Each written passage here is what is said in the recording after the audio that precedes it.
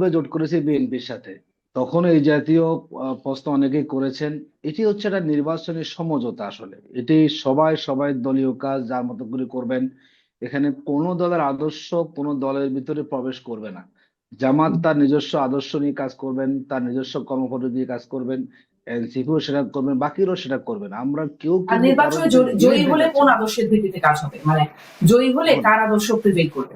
দেখুন আমাদের এখন প্রাথমিকভাবে যেটি হচ্ছে যে আমরা যদি যদি এই জোটটা জয়ী হয়, এবং ইতিমধ্যে বলা হয়েছে যে একটা সকলকে মিলে যাতে একটা ঐক্যমতের ভিত্তিতে সরকার গঠন করা যায়, সেই উদ্যোগটা সেখানে নেওয়া হবে। এবং এই বাংলাদেশকে আমরা যাতে করে বিশ্বের বুকে একটা রোল মডেল উপস্থাপন করা যায়।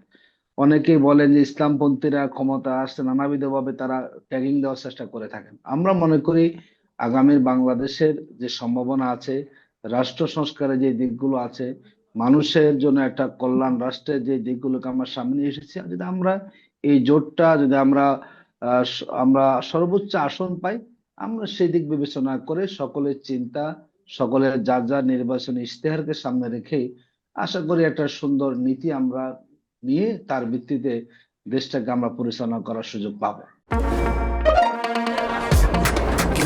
শুধুমাত্র সিটি ব্যাংকে অ্যাকাউন্ট থাকলেই করতে পারবেন গুগল পে। তাই অ্যাকাউন্ট খুলুন আজই।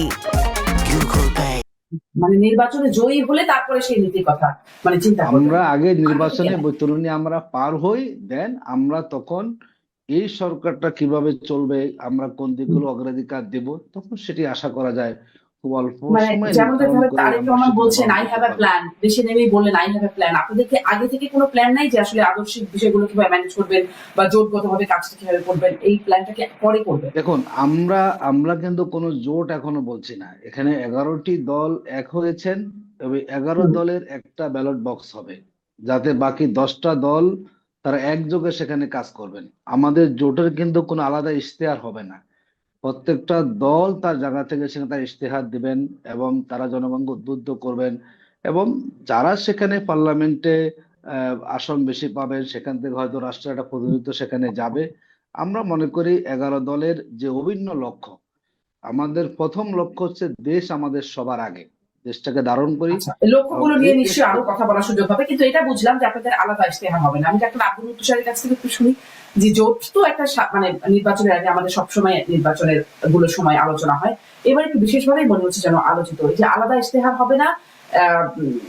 এবং পরবর্তীতে আসলে ঠিক করে দেশ চালানো হবে, যে ঐক্যমত ইত্যাদি কথা শোনা যাচ্ছে, যে আমাদের আমিরের কাছ থেকে আমরা এরকম একটা প্রস্তাবনা শুনেছি।